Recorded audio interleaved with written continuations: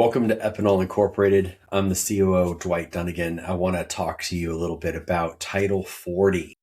This is a U.S. Department of Transportation specific legislative action, 49 CFR Part 40. If you're not familiar with this, you should be. It came out November 5th, 2024.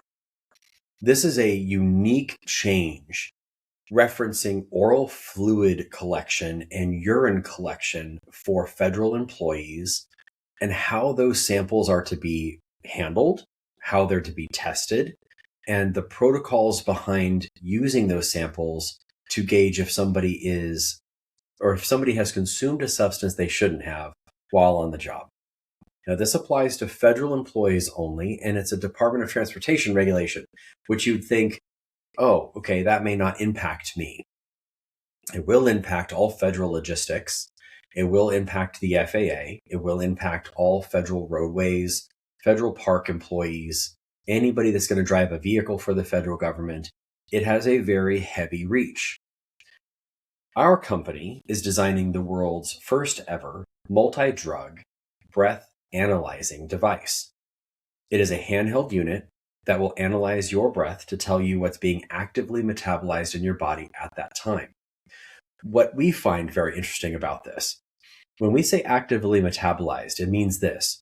If a person were to say to somebody testing them with our handheld device, well, I smoked marijuana or a cannabis-based product 3 days ago on my weekend, and that does not impact my work. It would not show up in our device.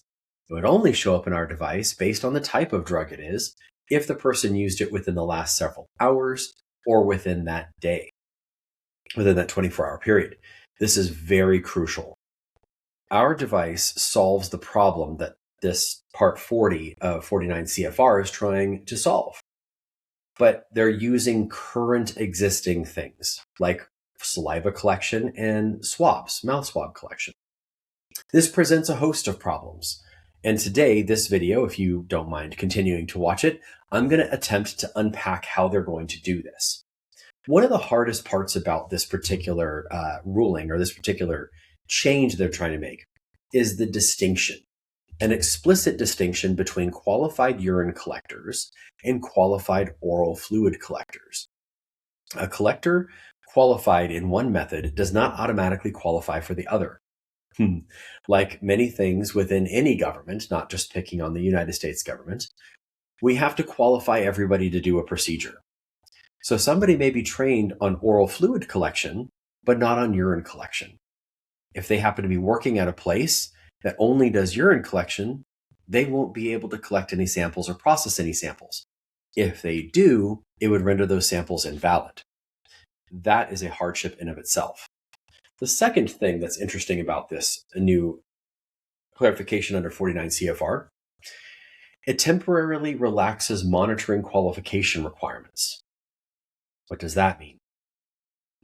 For oil fluid collections, individuals can serve as mock collection monitors, meaning you don't have to necessarily be qualified in the oral fluid collection at first when this rolls out.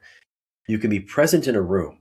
But that means you're a DOT representative, we're going to get to that in a minute, with an employee and with an actual certified collector. If you're really hearing what I'm saying, this is going to add a lot of redundancy and put a lot of people potentially in a room that don't need to be there. In order to get certified, there's going to be a grace period for train the trainer courses and also for specific oral fluid collector training. Now, to be fair to the government, the employees, and our company, if they were to adopt our technology, once we have our narcolyzer, this multi-drug breath testing analyzer, through field trials and moved into production, they would probably have to have a training specific course on our product also. So from an apples to apples comparison, I think that would make sense. Here's the next part. The flexibility is time limited on this grace period and will expire 1 year after the first Health and Human Services certified oral fluid drug testing laboratory becomes operational. This means that Department of Health and Human Services for each state will have to have a certified oral fluid drug testing laboratory available to them. If you've watched one of our other couple of videos on this situation, this also has a farther reach outside of the United States for federal equipment that goes outside of the state. For example, trucks and planes. We'll get to that at another time. Let's talk a little bit about not just the training, but the effectiveness of this. First and foremost, the final rule of Part 40 takes effect December 5th, 2024. We see this coming up. We know that it's in our crosshairs and on the roadmap for 2025. The article that I hope you're reading from Department of Transportation, which we've attached this video to, very clearly explains what the rules are. I'm giving you a synopsis, but I do want to take a moment and talk a little bit about the compliance side of this. We're basically saying we are now offering two options to employees: urine or saliva. Saliva is a little less invasive than having somebody stand in the bathroom with you while you urinate. But to collect saliva, you have to basically produce the saliva into a small tube while someone else holds it. They have to cap that tube off. They have to put the tube into some kind of sensing array, some type of machine. That machine is then going to analyze the saliva and give you some results. You heard me say probably at the beginning of this video, our equipment testing breath tests what's actively being metabolized in the body.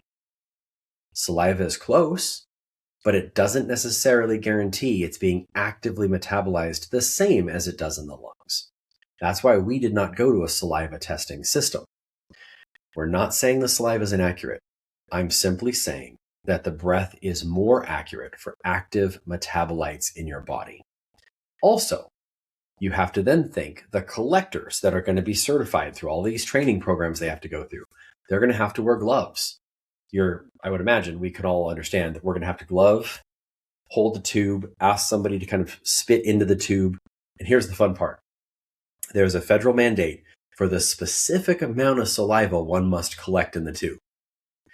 I don't know about you, but if you're watching this and you're thinking, wow, this sounds like A, a lot of work, B, it's cumbersome, and 3, it's really putting it up close and personal in somebody's face, and saliva and a lot of other things, I don't know.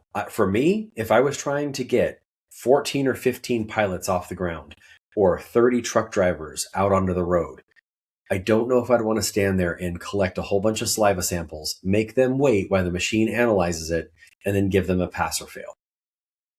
This is why we have created Narcolyzer.